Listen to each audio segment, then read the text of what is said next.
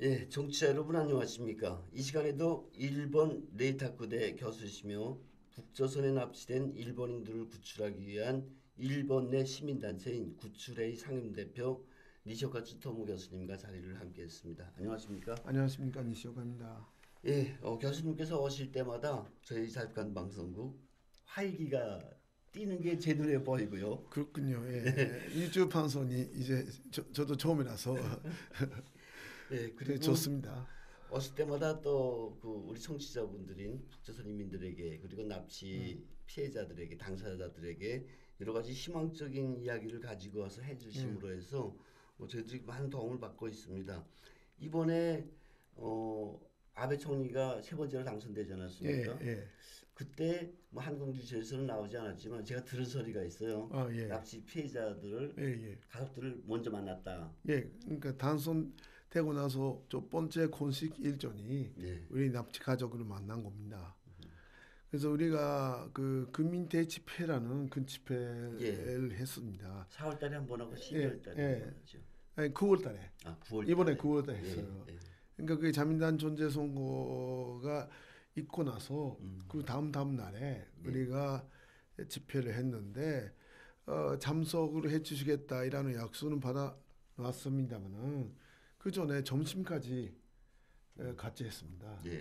그게 납치장관 주제로 점심 식사가 돼 있었는데 거기에 존리까지 오셔서 일정이 없었는데 같이 식사를 하면서 이제 새로운 각오 다시 그 존재가 되고서 수산이 되니까 새로운 각오로 절대코 납치죄를 구출을 해내겠다 이라는 말씀을 하셨고 그리고 마침 미국에 갈 그 유엔 그 총회 때문에 뉴욕에 가실 예정이 있었어요.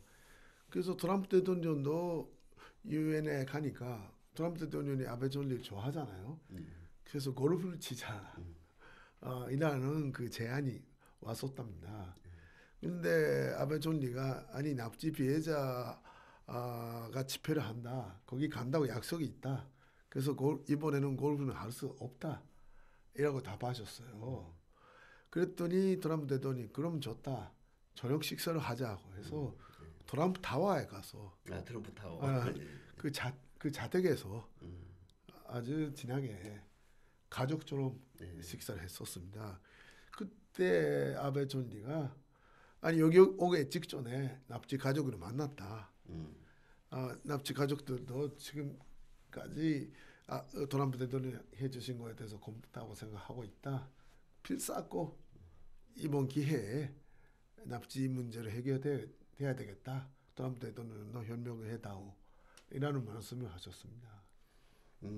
제가 일본에 뭐 여러 총리님들 같이 식사도 하고 뵙기도 했었는데 아마 그 아베 신조 총리 같은 분은 명치 시대 이후에 가장 긴 그렇죠. 면치 헌법 하에서 일본에서 존리하는 자리가 생겼죠. 그 이후로 장수. 그러니까 이번에 임기까지 다 하면은 장수가 돼요. 9년이라면 8년 6개월. 그런 총리님께서 납치 문제에 대해서 정말 심각하게 고민하고 계시고 납치 문제, 납치 피해자 가족이라든가 혹은 일본 국민들과 이제 호흡을 함께하는 게 느껴져요. 저 같은 경우에는 일본 갈 때마다 느껴지는데 기어이 해결하려고 하는구나. 그리고 아마 아베 총리가 자신 입으로 시간이 없다 이런 말도 여러 번 하신 걸로 알고 있는데 이게 뭐 총리 문제, 총리 혼자가 아니고 그 황실에서도 이제 황후 배화가 그 한국 분들 그리고 북한에 계신 분들은 아실지 모르겠습니다만은 지금은 일본은 해세 시대입니다. 해세. 그러니까 면치, 대정, 쇼와 해세 그렇게 되는데 해세 전왕께서 이제 나이를 먹었다. 그래서 대위를 해야 된다. 대위를 해야 된다. 해서 내년 5월에는 대위를 하세요. 그래서 대위를 하기 직전에 그 생일마다 황후배화는 황후배화, 조남배화는 조남배화가 기자회견을 합니다.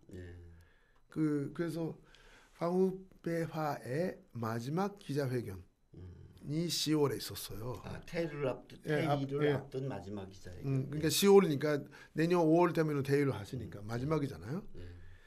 그때 그 황후 폐하께서 납치 문제에 대해서 직접 언급을 하셨습니다. 그게 세 번째 언급이었어요. 2002년도에 그 5사람 귀국했었을 때 5사람은 왔지만 아직 남아있는 사람이 있다. 가족들의 마음을 생각하면 슬프다. 우리 공동체가 그분들의 부재를 먼저부터 인식하고 있었으면 이 문제가 빨리 해결됐을 뻔했다. 우리가 관심을 가져야 된다. 이라는 말씀을 2002년도에 하셨고 2003년도에는 5명의 피해자가 언제 1년 됐다. 그분들이 전착하는데 도움을 줘야 된다. 이라는 말씀을 하셨고 그리고 이번에 2018년도 대위 직전에 조남배와 나의 젊은 시절랑 겹치게 시작되는 납치 문제는 변성 해세 시대의 정원과 더불어 우리 내리에서 떠나버리면 안 됩니다. 이제부터라도 가족분들의 마음을 가지고 퇴위 후도 관심을 가지도록 하겠습니다. 그러니까 퇴위 후에 많은 문제가 있는데 퇴위 후에도 관심을 가지겠다라는 문제는 이 납치 문제만 하나 구체적으로 말씀하셨어요. 그러니까 원래는 변선 시대 자기 시대에 시작했던 거기 때문에 끝내야 되는데 그것이 아쉽다. 대위가 됐는데도 내년 5월 돼서 해결되지 못하면은 대위 되더라도 조정한 자리 황후 폐하 자리를 맡던 탓지 하지만은 그 문제만큼은 계속 관심을 가지겠다라는 말씀을 하셨습니다.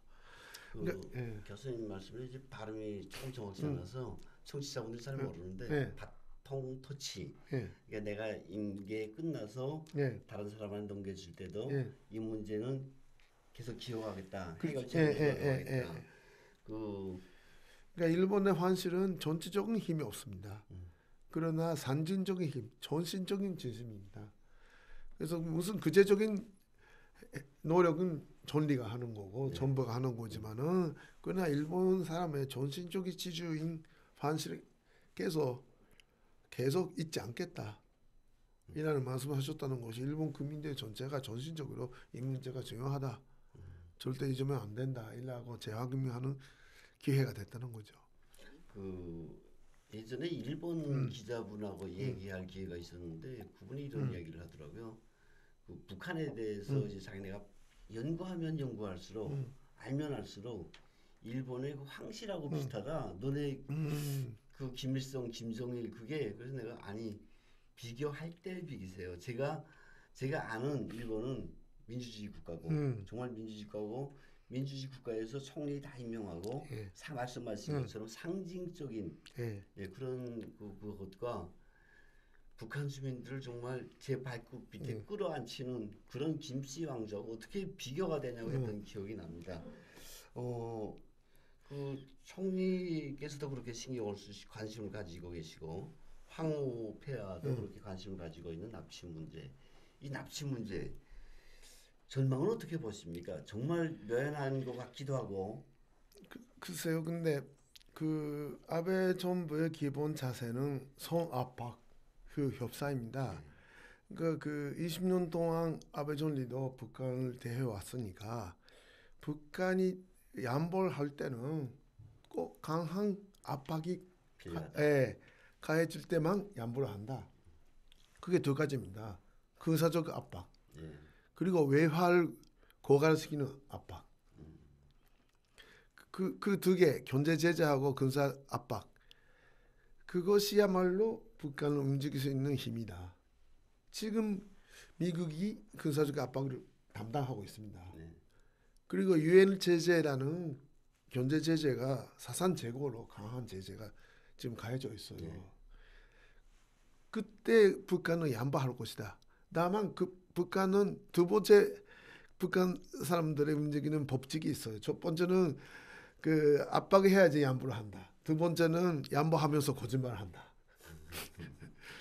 그래서 그 거짓말을 요소하지 않도록 그 압박을 해제하는 거는 문제가 해결한 후에 그 병행적인 해제하면 안 돼요. 행동 대 행동이라는 것이 우리가 다 당했던 사기입니다. 일단 그 사람들이 먼저 핵을 포기하고 미사일 포기하고 모든 일본 사람을 보낸 걸 보고 우리 쪽에서 주는 걸 줘야 됩니다. 근데 트럼프 대통령이 김정은을 사랑한다 이라는 말을 하지만은 경제 제재는 유지한다 합니다. 시진핑을 사랑한다 좋은 사람이다 하면서 중국에 대해서 좀 강한 제재를 하잖아요. 제재는 제대로 한다. 그렇기 때문에 북한이 어려운 겁니다. 북한 분들도 아셔야 됩니다. 이제 핵을 포기하고 모든 납치 피해자를 일본에 보내지 않는 한 지금의 경제 제재는 계속될 거고 더 강화될 겁니다. 아베 총리가 계속 트럼프 대통령한테 성압박, 그 협상, 북한의 움직이는 법칙은 압박을 해야지 움직인다. 근데 양보하면서도 거짓말을 한다. 이라는 설명을 해요. 그럼 그게 트럼프 대통령의 일종의 가정교사니까 아베 총리 그리고 볼턴 보좌관 그 정확히 북한을 보는 사람이 트럼프 대통령 옆에 있으니까 그 탈줄 수가 없습니다. 빨리 결단을 내려셔서 핵 미사일 다 포기하고 납치 피해자 보내고 인권 문제도 해결해야지 살아남을 수가 있다.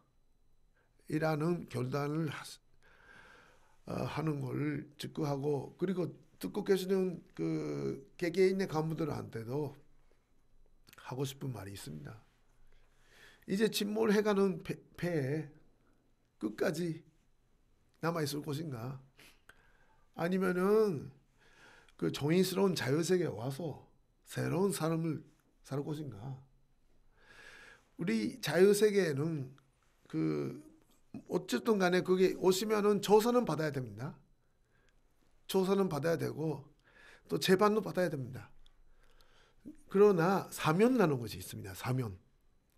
그 김용희라는 그 테러리스트 있지 않습니까? 그 가루키 폭파 사건의 본인입니다. 115명을 죽였습니다. 그 사람이 여기서 조사를 받고 재판도 받았습니다. 사형입니다. 다만 모든 것을 진실 있게 자백했고 그리고 뭐 그 안에서 세뇌 교육을 받았다는 걸로 해서 사면을 받았습니다. 지금도 살아있어요. 일단 우리 법治국가 자유민주 국가에서는 재판은 있습니다. 조사도 받으셔야 되지만은 115명 죽인 사람도 살아있다. 오시면은 이렇게 된다. 다만 끝까지 침몰하는 배에 타고 있으면은 그 배랑 같이 죽는 거다. 배랑 같이 함께 침몰한다. 그걸 선택을 하셔야 된다. 그 시기가 오고 있다. 선택 아주 중요하죠. 저는 북한군 대위인데 대위까지 하느라고 수고했다고 6개월 동안 조사받았어요. 근데 조사 끝나니까 되게 자유세계에서 방송도 하고 지금 북한의 강연자료 최근에 뭐 10월달 강연자료 9월달 거 보니까 북한에서 지금 김정은이 대비한 것 같아요. 트럼프 올려서 군방어가 해결되는 줄 알았다가 아닙니다. 말씀하신 것처럼 그 다시 한번 그 장기전에 대비하는 것 같은데 자력갱생하자 하고 강연 자료를 지금 뭐 연거폰 내보내는 것 같은데 그럼에도 불구하고 김정은은 나름대로 이제 선택의 여지가 선택할 수밖에 없다. 그리고 김정은의 소위 그 추정 분자들도 소위 노동당 간부들도 선택을 해야 될 시간이 이제 다가왔다. 정말 침몰하는 배에 남아서 함께 바다에 수장되겠냐 아니면 뛰어내려서 대한민국으로 올 거냐 아주 의미 있는 말씀하셨다고 봅니다. 그러니까 일본 납치 피해자에 대한 정보를 가지고 있는 분들 그리고 그 피해자 옆에 있는 분들 피해자를 보호해주거나 그 줄에 도움이 되는 정보를 주면은 사명할 때 큰 도움이 됩니다. 사면할 때 그리고 일본 정부가 그 보상금도 드릴 거고 물론 조사는 받으셔야 됩니다. 그건 우리 법治국가이기 때문에 다만 사면이 있고 또 보상금이 있습니다. 참 그 말씀이 나온 김에 지금 선도 묻고 싶은데 보상금 문제. 예. 그 납치 문제 관련 정보를 가져오면 예. 보상을 해준다는데 예. 그 보상에 대한 무슨 그 담보 비슷한 예. 이런 게 있나요? 청취자들이 그걸 듣고 싶어 할 텐데. 아니 그게 그 새로 된 납치 장관이 간반 장관이 않습니까? 네. 간반 장관이 특수비를 다 쓸 수가 있습니다. 특수비. 예. 그게 연수지 없는 예산을 쓸 수 있는 장관이 간반 장관밖에 없어요. 아. 그리고 또 납치 본부는 1년에 8억 엔 정도 예산이 있습니다. 그 50%는 전법입니다. 아. 그러니까 4억 엔이 전법입니다. 그거는 전법비로 쓸 수가 있는 액수고 그건 법적으로 예산 안에 있는 거고 그리고 또 진짜 그게 살아있는 사람을 구조하는데 도움이 되는 정보라면은 또 간반 장관이 쓸 수 있는 돈도 있다. 이 방송 듣고 또 어마어마하게 또 정보 가지고 왔다고 오면 큰일 납니다. 예, 이제라도 북한 정권이 과거의 납치 문제를 국제사회와 그 가족들 앞에서 반성하고 피해자들을 가족의 품으로 돌려보내야 한다는 것을 강조하면서 오늘 방송을 마치려고 합니다. 교수님 수고하셨습니다. 네, 감사합니다.